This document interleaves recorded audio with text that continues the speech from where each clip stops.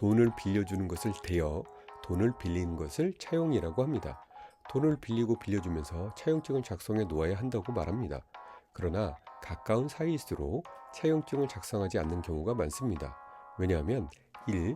빌려주는 금액이 적어서 차용증 작성하는 게 민망한 마음이 들기도 하고 2. 차용증을 작성한다는 건 돈을 못 받을 것을 대비한다는 의미를 내포하기에 불편한 마음이 들기 때문입니다.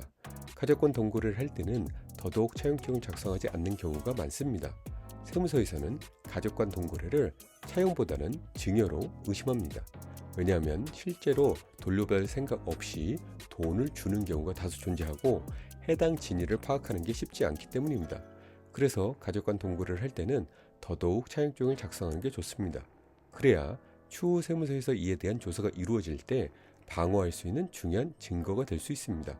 물론 차용증만으로 완벽한 방어를 할 수 있는 건 아닙니다. 왜냐하면 차용증 작성은 돈을 빌릴 때 작성할 수도 있지만 시간이 한참 지난 후 세무서에서 문제 삼을 때 작성하는 경우도 있기 때문입니다. 그러니 작성 시기를 입증할 수 있는 추가적인 증거가 있어야 하고 그 중 하나가 공증입니다.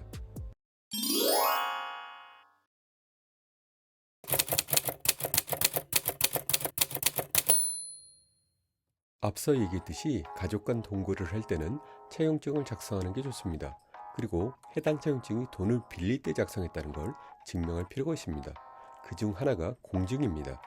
차용증을 작성 후 신분증을 지참하여 공증사무실을 방문해서 공증받으면 됩니다. 그러면 해당 문서가 그날 작성되었다는 걸 공적으로 인정받게 됩니다. 다만 공증받는다고 하여 무조건 차용으로 인정하는 건 아닙니다. 차용증 작성 시 차용 금액, 이자율, 이자 지급일, 변제 기간 등을 정확히 기재해야 합니다. 그리고 이자 지급일에 맞춰서 이자를 지급한 내역도 존재해야 합니다. 세법에서는 가족 간 동거를 할 때 최소 이자율을 연 4.6%로 정하고 있습니다. 만약 무이자로 빌려준다고 하면 2.17억까지는 허용됩니다. 왜냐하면 세법에서 정한 4.6% 이율보다 낮게 이율을 책정해도 연이자 금액이 1천만 원 이하면 허용해주고 있기 때문입니다. 예를 들어 가족 간 차용금이 2.17억 이하일 경우 법정이율 연 4.6%를 적용하면 연이자가 약 998만 원이 듭니다. 그러므로 무이자로 2.17억 이하를 빌리는 것은 증여로 보지 않게 됩니다. 이럴 경우도 차용증을 작성하고 공증을 하여 근거를 남겨놓는 게 좋습니다.